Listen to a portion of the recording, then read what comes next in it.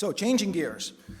Last night, early during Alex Epstein's talk, I'm sitting at a table over on the side, and Sterling Burnett leans over and says, "Hey, James, isn't that Congresswoman Boebert in the back?" So I turn and I look and I say, wow. Now, Congresswoman Boebert is scheduled to speak Saturday at lunch, and here it is Friday evening, and she's in the back of the room, and she's standing by herself. And I'm thinking, okay, probably her handlers, her entourage will be here in just a moment, and probably she's here to check out the stage and make sure she knows the setup for tomorrow. She'll duck in and duck out. Because let's face it, when I've been at events where we have members of Congress speaking, usually they arrive about 10 minutes before their talk, they leave right afterwards, and that is not at all an indictment on them, because let's face it, you are very busy if you're in the Senate or the House. Your time is in great demand. Not only are you working day and night in Washington, D.C., when you're out of Washington, D.C., still attending to business, and you're trying to keep up with family, and you're trying to keep up with friends, and you're giving of your time to go to events like these. I mean, of course, that's what's going to happen out of necessity. And at the Heartland Institute and everywhere else, we're grateful when that happens.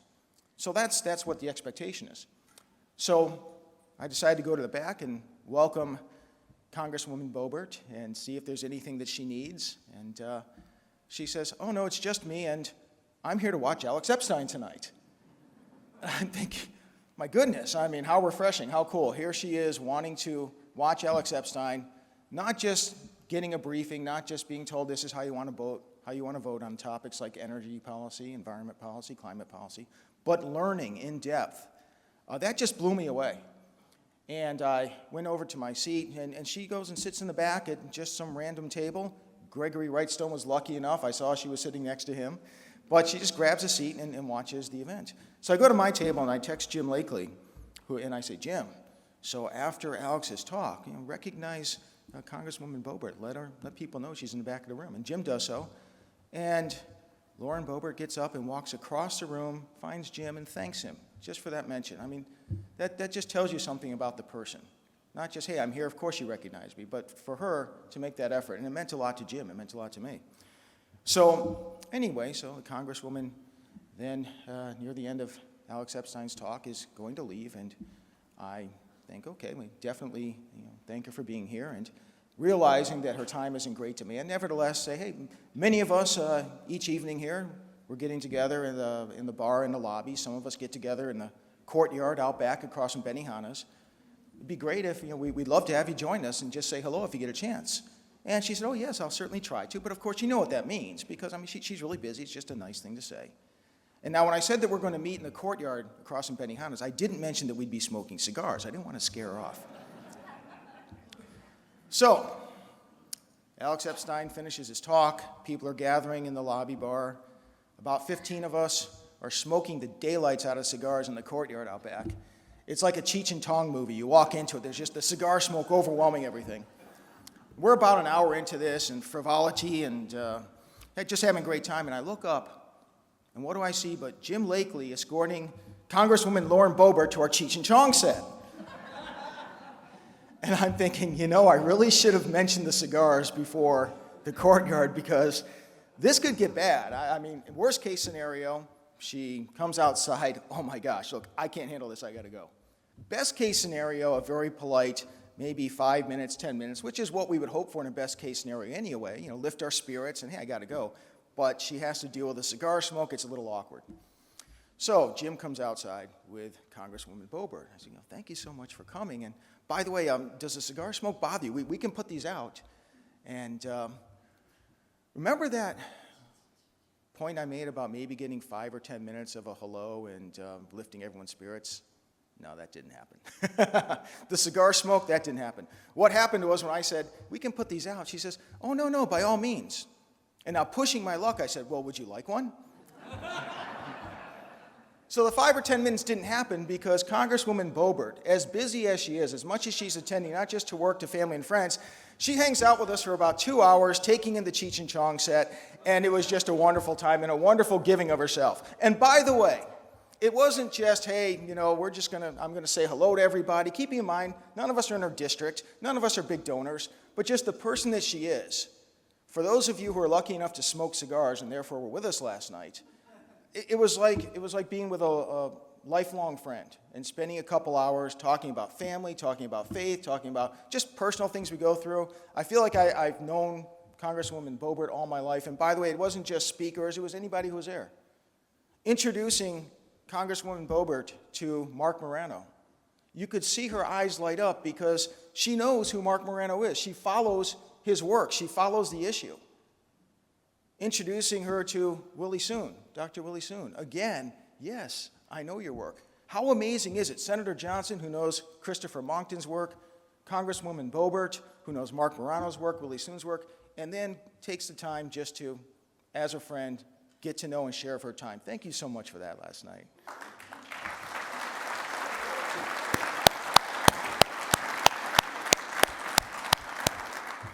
But it's more than just being a kind-hearted person that makes for a good policymaker. I mean, Jimmy Carter, by all accounts, was kind-hearted, had a great personality. Look what happened to America as a result. For Congresswoman Lauren Boebert, it goes far beyond just being a truly wonderful, sincere, kind-hearted person. She is one of the greatest champions of freedom that we have in Washington, D.C.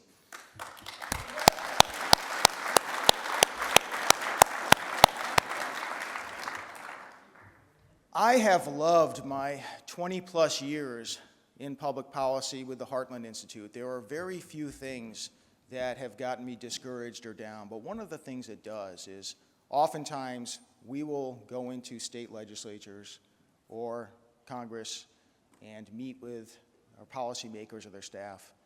And so many of them, even those that have an R hanging next to their name and are in deep red states, and talk a very good game on the campaign trail. When it comes time to important issues like standing up for online free speech against big tech censorship, when it comes to standing up against the government emergency powers that they declare to impose their COVID restrictions on us, a myriad of issues, including energy policy, climate policy, when they are not on the campaign trail, when there are not spotlights on them, you can't count on them. Oftentimes they work to undermine what their conservative voters believe in so hard. And that really is the easiest thing to do sometimes. In Congresswoman Lauren Boebert, that does not happen. We witnessed just here in the past couple of months her risking her status among her friends, among her colleagues on the Capitol. She knew that she would get clubbed over the head by the media, but she stood up for what she believed in. And what she believes in time and time again is what we believe in.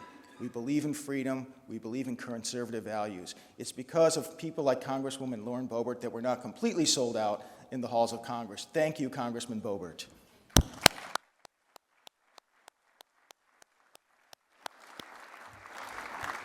I've already spoken too long because you're here to watch, see, listen to Congresswoman Boebert, not me. So without further ado, I present to you, it's my great honor to welcome Congresswoman Lauren Boebert.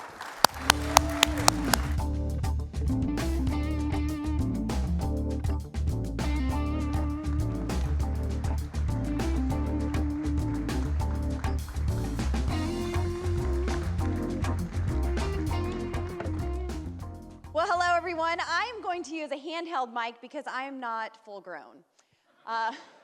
They offered me a step stool back here, but I saw the handheld and said, let's just do this. I do want to start off, it was very wonderful to hear Senator Ron Johnson and then even a lot of the questions that were asked in the audience. And I do want to say, I agree with the gentleman who said we need to stop saying climate change isn't real.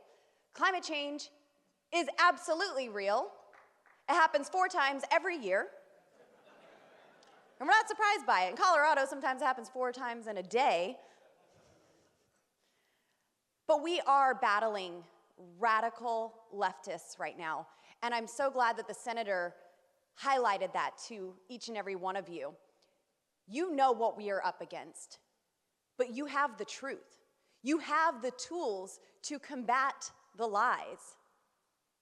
The light, the revelation that you have, it shines in the darkness, and it exposes everything that is being hidden, that is deceiving Americans, and that is ultimately destroying our lives and our children's future. Just like the senator, I too am here because of freedom. I cherish freedom. I cherish it because of our country. Is that a picture of me smoking a cigar? What is this?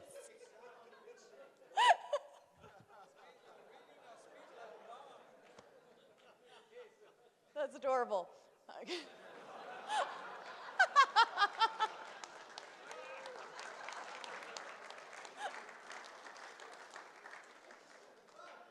I was trying to be really inspiring here. Praise the Lord. Okay, my aunt and uncle are in the audience. Please close your eyes and your ears. Your precious niece was behaving. I had a soda water. But we are here to expose the radical left. We are here because of freedom. I don't love freedom simply because of my country, simply because of the Constitution, but foundationally, I love freedom because Jesus was sent to set me free.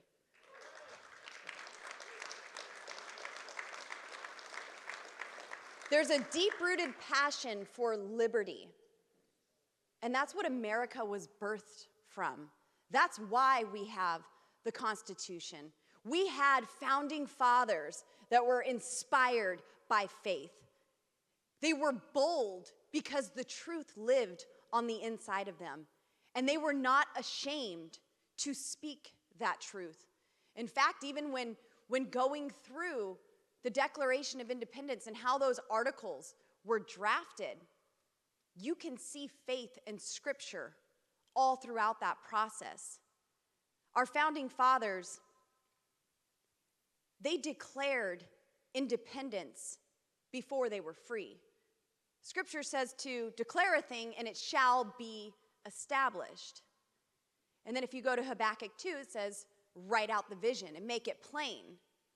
And that's what they did. They wrote out their declaration. And then, in the New Testament, it talks about calling things that be not as though they were. And that when you ask for something, when you pray for something, believe that you receive it. Well, what did our founding fathers do? They celebrated their freedom before they even went into battle. They celebrated that independence as though it already belonged to them. But then they knew that the work was theirs to do. The battle was the Lord's, but the work was theirs to do. So that's when they swore to one another their sacred honor and their lives and went out and obtained the thing that they believed in so greatly. That is why we are here, because we have that spirit of freedom on the inside of us. And there are so many people who want to take that away. Now, I enjoy Senator Ron Johnson's presence here, but also in Washington, D.C. He's one of the senators that we welcome into our House Freedom Caucus gatherings. We welcome him at the Conservative Partnership Institute because we know that he has a foundation of truth and that he is here for the right reasons, not to just be another politician. In fact, I think that he would agree with me that we're here because we can't stand politicians. People say one thing on a campaign trail. They make promises. And then they get to where we send them, and they govern a completely different way. They overregulate, they overtax, they overspend, they make excuses. They appease the left in their radical extremism because the narrative that the left has created, well, like you said, they'll get beat over the head with a club if they go against it. And so they make excuses, and they want to sit back idly by and just get reelected. In the first week of the 118th Congress this year, my friends and I proved that we aren't just looking towards the next reelection. We have heard from you, we have heard from our constituents that Congress is broken. We've heard from the senator today that there is profound dysfunction in Congress.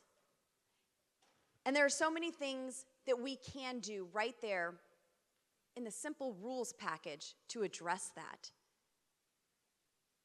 We don't have to pass legislation through the House, through the Senate, have the president sign it. No, it's our house. We are a self-governing majority rule body. And so we demanded that changes be made to the way we operate each and every day in Congress.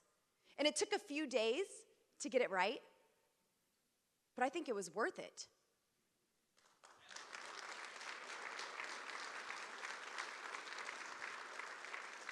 Now, some of the concessions that we were able to get through this speaker battle are already working today.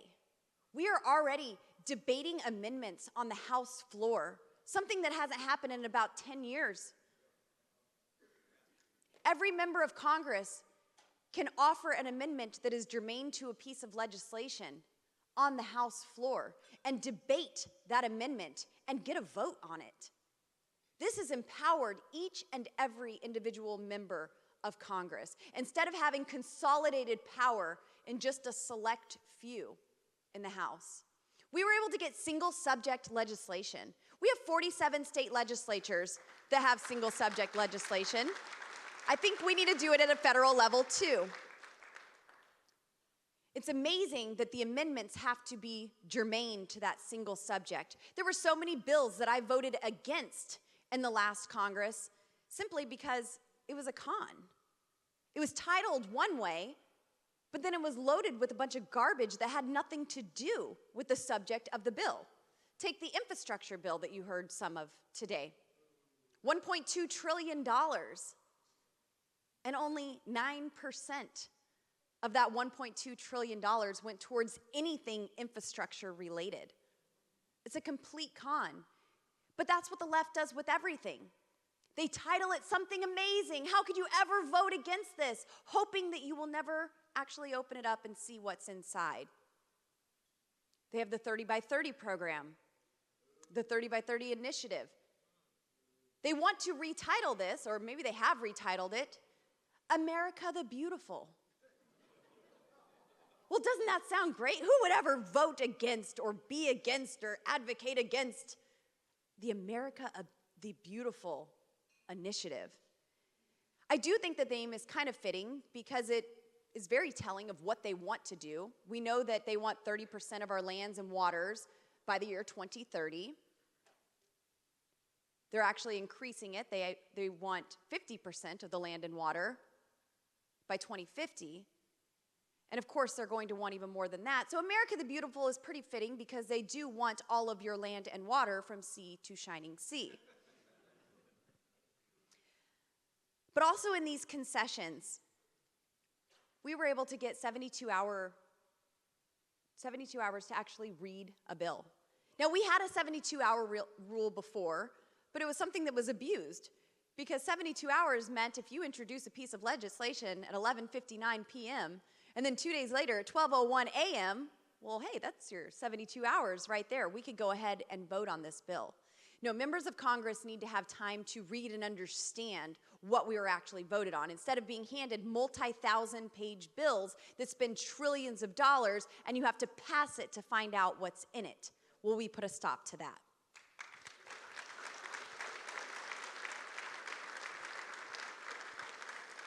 We also demanded regular order. Legislation has to go through committees of jurisdiction so it can have a debate, amendments, markup, and then go to the House floor for a vote.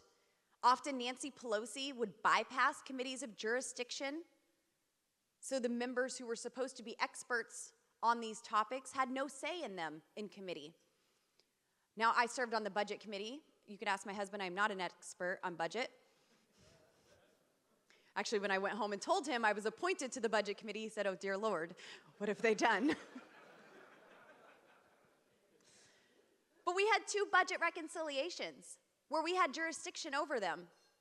And Nancy Pelosi would bypass the budget committee and send the legislation straight to the House floor for a vote. So we demanded that we actually follow out this process. We want 12 individual appropriations bills where we will be able to address inflation, government spending, and defund every woke program that is currently in our federal government, piece by piece.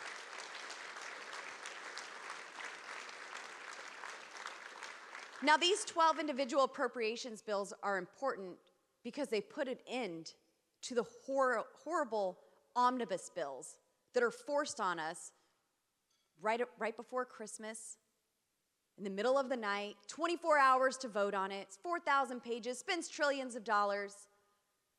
We put a stop to that.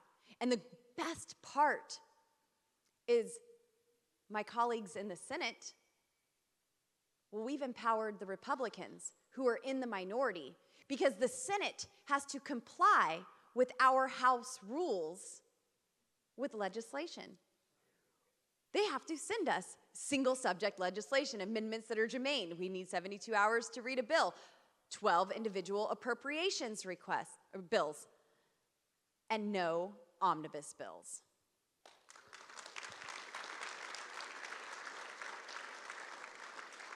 Now, a lot of people thought that this was chaos, that this was dysfunction. I'm a mom of 4 boys. I know chaos, I know dysfunction. This was anything but that. In fact, this was the most effective I have seen Congress operate since I've been there. We had 434 members of Congress together in the House chambers, something I had not seen before the speaker's race. We were debating the issue at hand. We were engaging in conversation with our colleagues on both sides of the aisle. Relationships were created, relationships were strengthened, and at the end of this, the Republican Party came out of it more united and stronger than ever.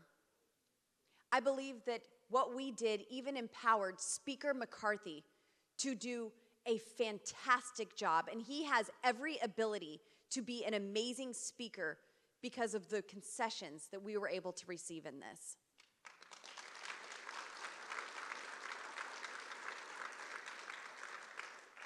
Now, I know we're here to talk about energy, to talk about climate. I'm proud to serve on the Natural Resources Committee, but before I get into that, I do also serve on the Oversight and Accountability Committee. I've left the Budget Committee. And it's amazing to be a part of a committee where we can hold the federal government accountable. We were able in the concessions in our speaker's race to even create some select committees, like the Weaponization of the Federal Government Special Select Committee. This is so important right now because your federal government has been weaponized against you. And we have the gavels in the House to have this oversight, to issue subpoenas. Our work, it's really cut out for us. They don't have the gavel in the Senate. So all of the oversight, all of these investigations, and all of the subpoena power is on our shoulders. And we have a lot to do. There's going to be so much exposure in the next 2 years, and I don't want any of these committees who are investigating what's going on to be a dog and pony show like Trey Gowdy and Benghazi. I want true accountability. I want criminal referrals issued, and I want people to pay for what they have done to American citizens.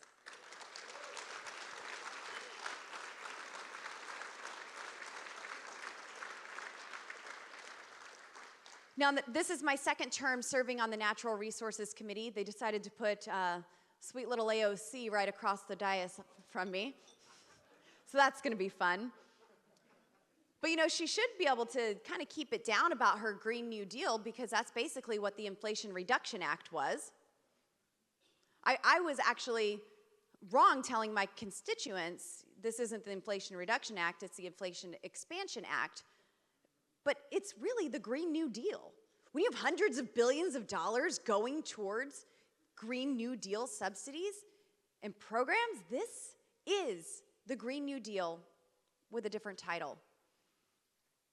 So I'm happy to have these conversations in the committee and actually have real hearings. In the last Congress, we spent 2 whole days debating Carol Baskin's big cat bill. While energy prices are skyrocketing, electricity rates 13% higher than they were, gas is over 60% higher at the time, record inflation, and we're debating tigers. This is Congress, not Joe Exotic. But the adults are back in charge in the House of Representatives, and in the Natural Resources Committee, we are going after Joe Biden's war on American energy.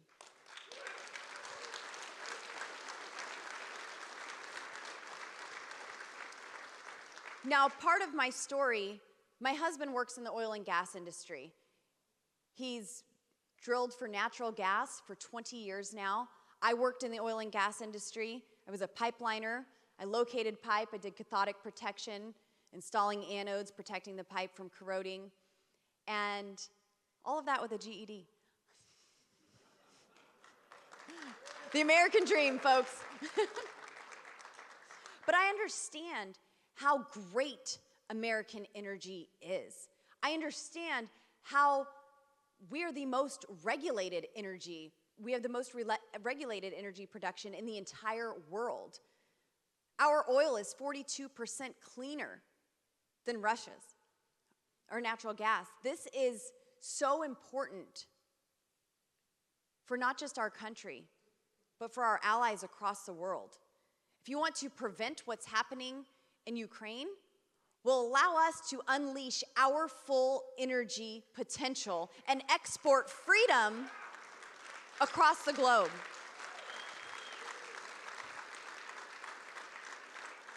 On day one, Joe Biden, he canceled the Keystone XL pipeline, killed thousands of jobs. This would have created 83,000 jobs, exporting oil from Canada to the United States. He issued moratoriums, he put bans on fracking. In Colorado, we are feeling this. Everywhere I go, everyone talks about affordable housing.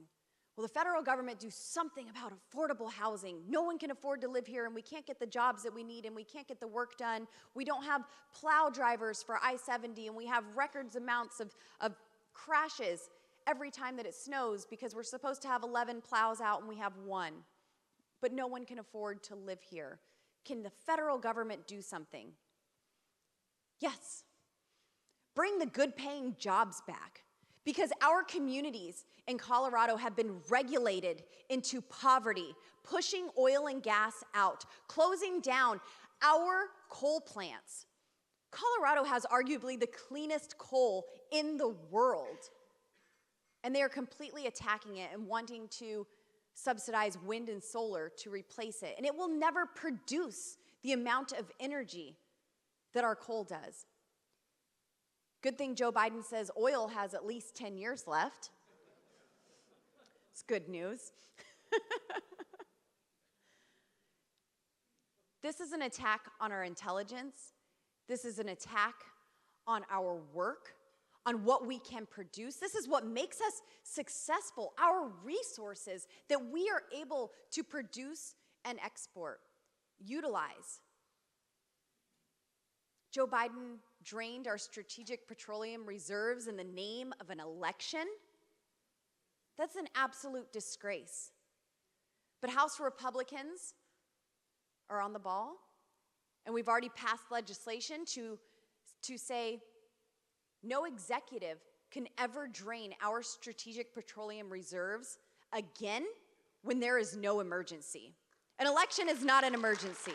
election is not an emergency. Joe Biden has locked up so much of our land and so much of our country's resources with a stroke of a pen. He couldn't get this passed through Congress. In fact, I was there last year when the Senate couldn't even pass a kidney stone. So Joe Biden gets his stacks of bills, stacks of executive orders, and signs them when he can find his pen. But it's destroying so much, so many of our capabilities. And this is what the left always does. The left will create a crisis from their bad policies, and then they'll address the symptoms of that crisis at your expense, the taxpayer, and then they claim victory. But it's their policies that are creating all of these crises that we need to address. There are so many reasonable things that we can do when it comes to our energy, when it comes to our environment. None of us want dirty air, polluted air, dirty water. No, we want clean air, clean water, healthy forests. We hear the left clamoring about carbon all the time. Well, in the West, there are 6 billion standing dead trees. The left won't let us harvest them. They're all creating a massive tinderbox waiting to ignite. In 2020, in my district, which is about half the state of Colorado, we had 3 of the largest wildfires on record. Now, just one of those catastrophic wildfires emits more carbon emissions in a few short days than every vehicle running in the state of Colorado 24/7 for an entire year. If you're serious about carbon emissions, allow us to manage our forests.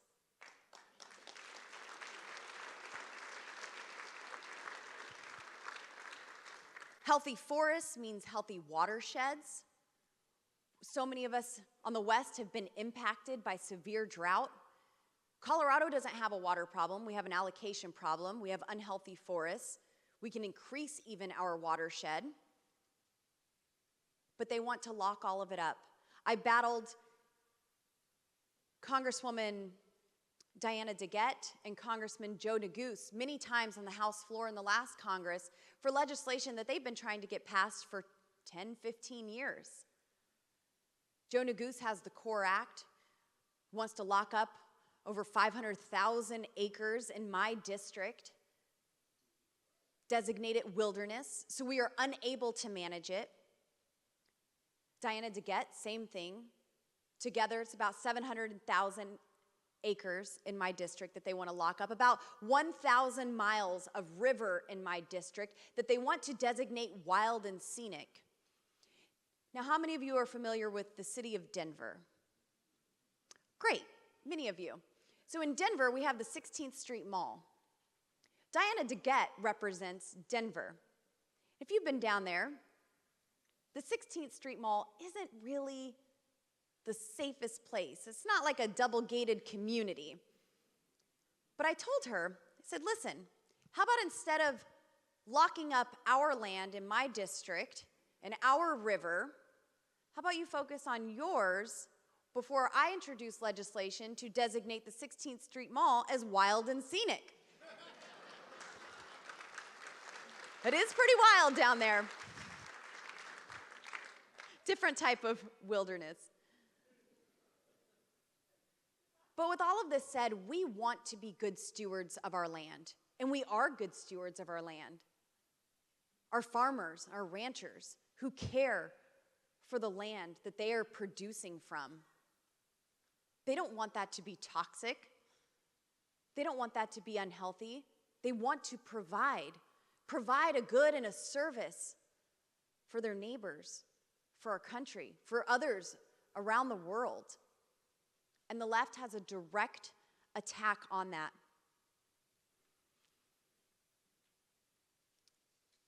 In everything that they do, it's backwards, and the American people are suffering because of their policies.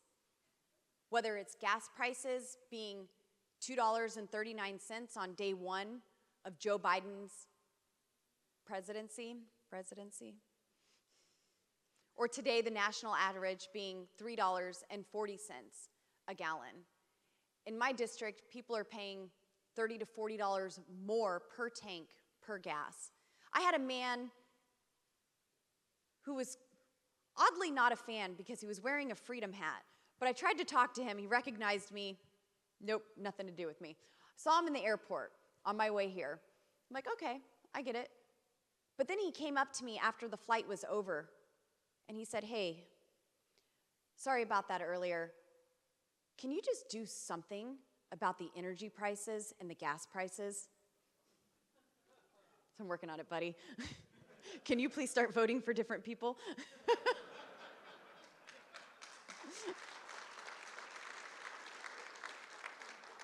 It threw me off a little, you know, freedom hat, not a mask. It was just threw me off. But even LendingTree, I looked this up, and LendingTree took a survey, and they found that 33% of Americans' households in the last year said that they had foregone basic expenses just to afford their energy bill. This is not right. It's not necessary, and it's by design. It's all of the policies that they have implemented that we are working so hard to fight against, and we finally have a leg up in the House. I hope we can get some senators to work with us to pass more legislation out of the Senate. Hopefully we can have Biden maybe after a good bowl of applesauce, and he'll want to sign these into law, feeling kind of frisky. But we are laying the groundwork for what we can accomplish with a Senate majority and by taking the White House back. We're laying it all out there saying Republicans do have a plan. In fact, we have about 222 of them on most subjects.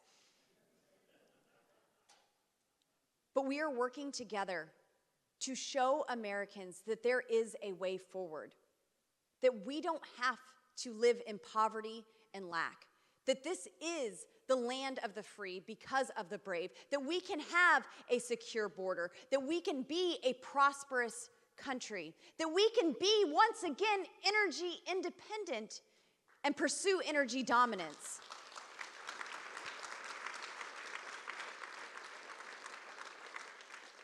There's legislation that I have passed, my American Energy Act, and this helps streamline the drilling permit process. Joe Biden canceled permits and leases. In Colorado, they were already doing that at a state level, but we had the federal lands to lean on until Joe Biden showed up. My bill prevents radical judges from allowing their political preferences to interfere in our critical energy infrastructure. These are all common sense approaches. Every time a Democrat speaks up in the House, they want to say, MAGA Republicans and extremist Republicans and radical Republicans. We just want people to be free, to be able to live their lives and not have overreaching governments stifling everything and choking out all possibilities to live their very best life. I don't think that's very radical. I don't think that's extreme. I think that is the American dream, and that is what we continue to fight for each and every day. It's why I leave my 4 boys and my husband every day to do what I'm doing.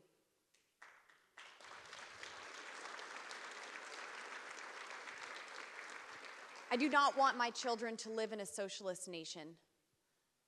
I want them to be able to support their families, to not have government getting in the way of everything.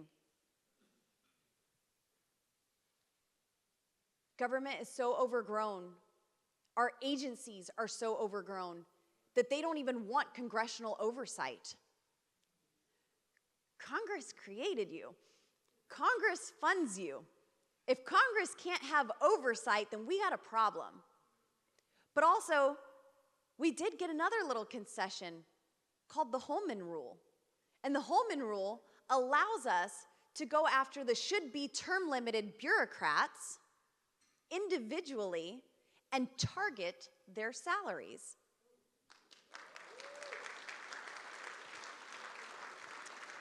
Talk about power of the purse. Can you imagine if we would have had that in place and able to use that when Anthony Fauci was doing what he was doing? The highest paid bureaucrat in our federal government, earning more than the President of the United States, to go in and say, hey, buddy, I think it's time for a federal minimum wage for you.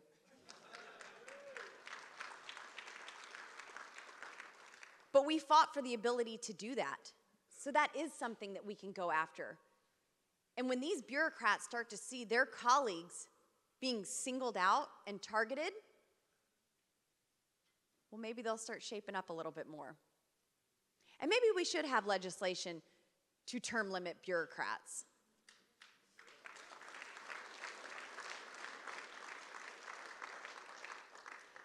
But I want to thank you guys so much. It truly is such an honor to be here. It was great to sit and observe Alex Epstein last night. When it comes to energy and energy policy, he's my muse. He truly is an idol. I've read his books. I've had him in committees to testify on very important topics. And it's just always encouraging and inspiring to see someone who's so passionate about our country, about energy, about reliable and affordable energy. And I'm so grateful to the Heartland Institute and CFAC for what they've done and put this together and bring all of these great minds together for this event this week to encourage you, to uplift you, to empower you, so you can go out and spread all of this. Don't be selfish, don't be greedy, don't keep it all inside. Share it with people because they need to know the truth. They are being lied to everywhere they turn. And just as you heard the senator say, at least half of them are believing it. There has to be truth being spoken. We have to be bold about it. We have the right policies. We have to be the right messengers. We have to carry this out. I'm committed to do that, and I hope that you are as well. I'm more committed to spreading this message than I am to smoking more cigars. You know, I was a little nervous. I'm from Colorado. I was like, I don't know what's in that. You don't just go and pick up a cigar in Colorado. That could be very dangerous, a game you do not want to play. But no, I'm so grateful to so many of you who are here. Thank you so much for having me to speak. There is hope for our country. I believe that America is resilient and that we will come out of this stronger than how we went in, just like the Republican Party in the speaker's race. And even though the left looks really unified, it's just because they're not allowed to have independent thought.